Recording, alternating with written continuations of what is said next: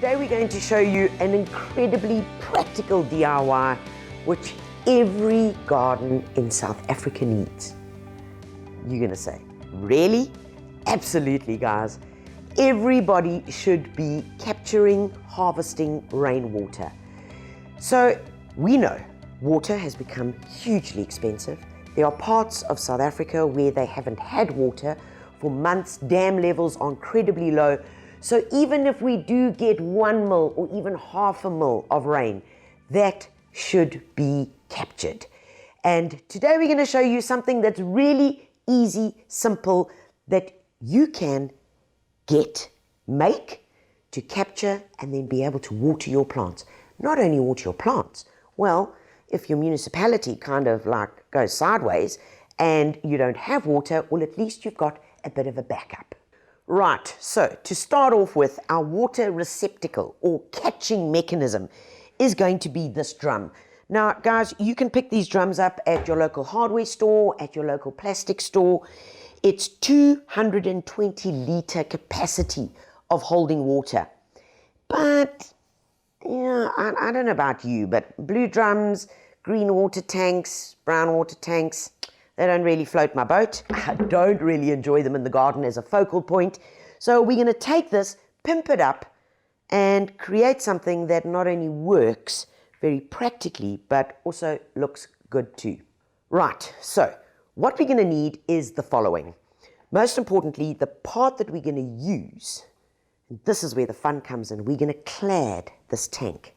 We're going to clad it with some timber strips, which are 1.2 70 by 19 mils.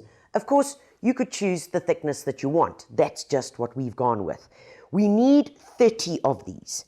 They are going to be used braced with some of this, which is available in the building section of your hardware store, and it's used for when you are attaching timber structures. So find some of the strapping. You can buy it by the meter.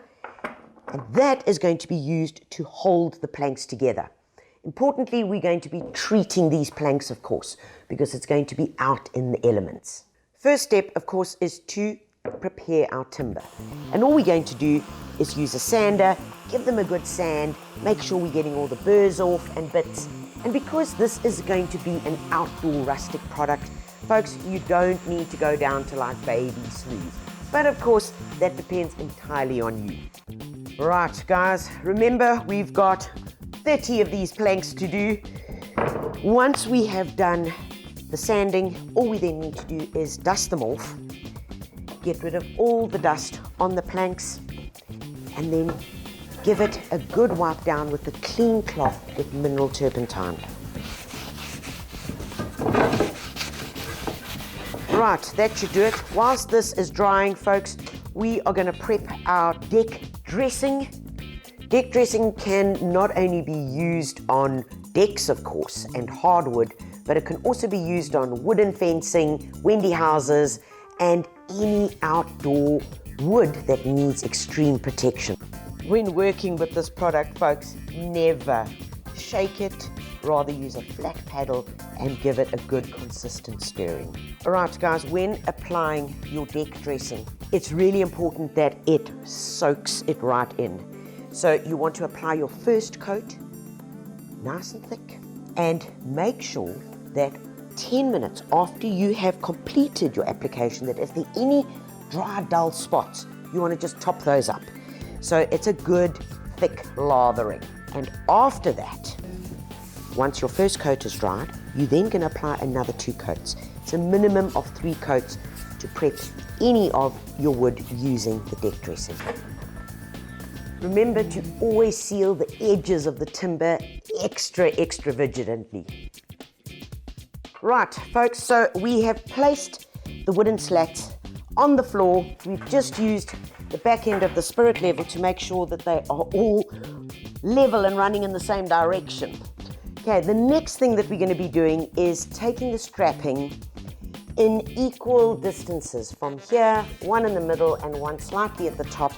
We're going to measure on both ends, pop the strapping on, and then simply secure it with some small screws. And that's as difficult as this step is. Right, guys, we've made life a little bit easier here. We've tacked it with a little 20mm screw onto that side, and we've done the same on here, so you're not fighting with this.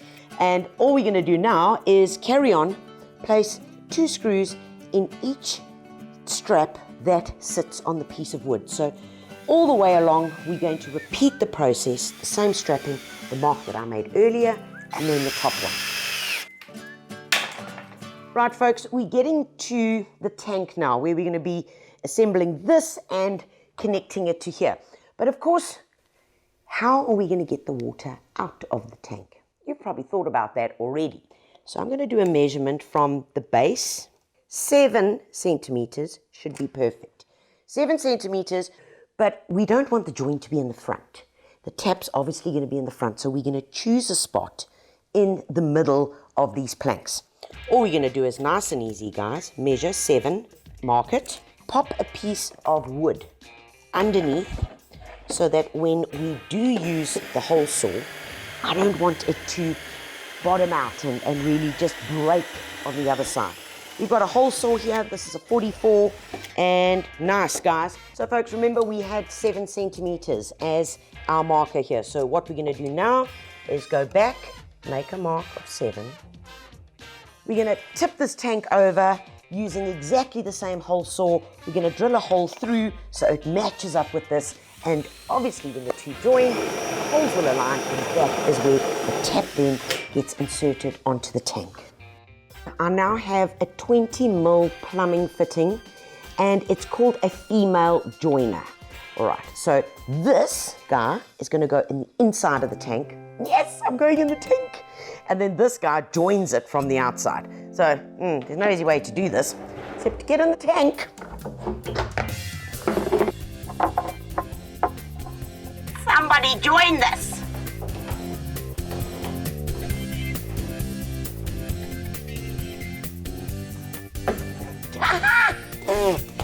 All right, she is in place. We've got some reducers here, and the reducer obviously is going to go into here for where our tap needs to get attached. What we need to do is get a bit of plumbing tape on here and then start the assembly. Now that I've got the plumbing tape on, I've got a 3/4 inch threaded connector on both sides, and we're going to pop this guy on here, and this is where the tap will join to. Right, guys, now we're going to join our cladding to our tank. So you're going to lift it up, join it in there. I will show you how we're going to do the join so that it still looks pretty neat and tidy. Brilliant, brilliant.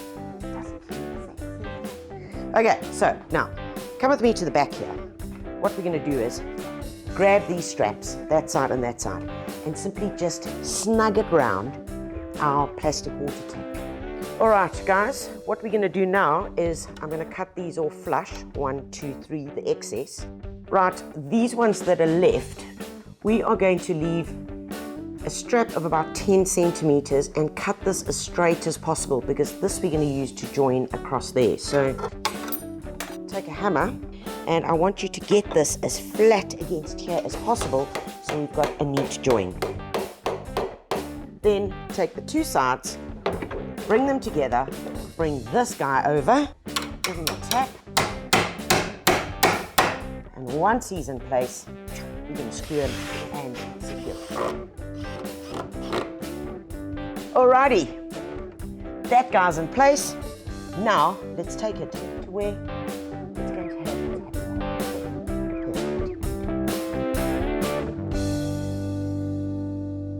Right, folks, the tank is in place. We've popped it on 2 cement blocks, obviously just to lift it a little, so when we fit the tap that there is space. Don't get stuck with that one.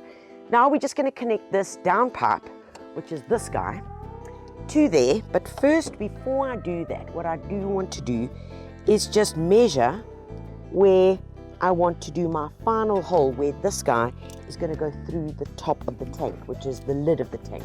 And then with the hole saw, just drill straight through the plastic lid. A bit of a PVC weld on the inside of our piece of downpipe, and then we're going to attach it to that join there.